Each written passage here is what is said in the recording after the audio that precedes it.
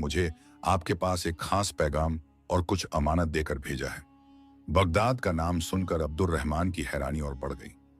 उसका बगदाद के किसी ताजिर से कोई लेना देना नहीं था। उसने कभी उनसे कारोबार नहीं किया था।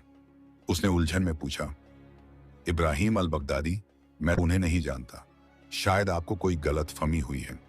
खालिद ने अपने आदमियों को इशारा किया। वो दोनों ऊंटों को करीब ले आए। खालिद ने कहा, जनाब, कोई गलतफहमी नहीं हुई। मैं आप ही के पास आया हूं। दरअसल कुछ हफ्ते पहले हमारे सरदार इब्राहिम अल बगदादी ने एक ख्वाब देखा। उन्होंने देखा कि फारस के एक गांव यास्मीनाबाद में एक अल्लाह का नेक बंदा है, अब्दुल रहमान, जो कहत के इस मुश्किल वक्त में भी चुपके चुपके अल्लाह की राह में खर्च कर रहा है, जबकि उसके अपने घर में तंगी है।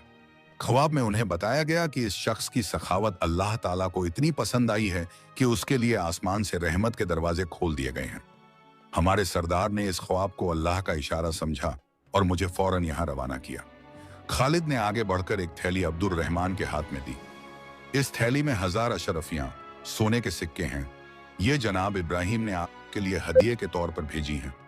और ये जो 2 ऊंट सामान से लदे हैं, इन पर गेहूं, खजूरें और जरूरत का दूसरा सामान है। उन्होंने कहा है कि इसमें से आप अपनी जरूरत के मुताबिक रखें और बाकी गांव के जरूरतमंद लोगों में तकसीम कर दें। अब्दुल रहमान के हाथ में सोने के सिक्कों से भरी थैली कांप रही थी। उसकी आंखों से बेख्तियार आंसू बहने लगे। ये वो आंसू थे जो शुक्र और यकीन से लबरेज थे। उसने आसमान की तरफ देखा और दिल ही दिल में अपने रब का शुक्र अदा किया। उसने कुछ देर पहले ही तो सजदे में गिरकर दुआ की थी और उसकी दुआ इस शान से कबूल हुई थी कि उसने कभी सोचा भी न था।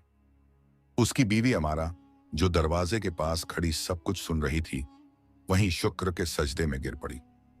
अब्दुल रहमान ने खालिद और उसके साथियों का शुक्रिया अदा किया और उन्हें अंदर आने की दरख्वास्त की।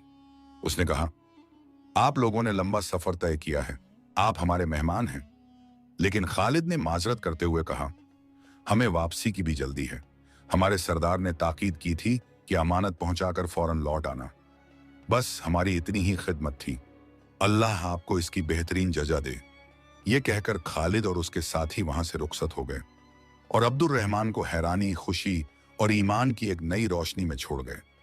अब्दुल रहमान सामान से लदे ऊंटों और सोने की अशरफियों को देखता रहा।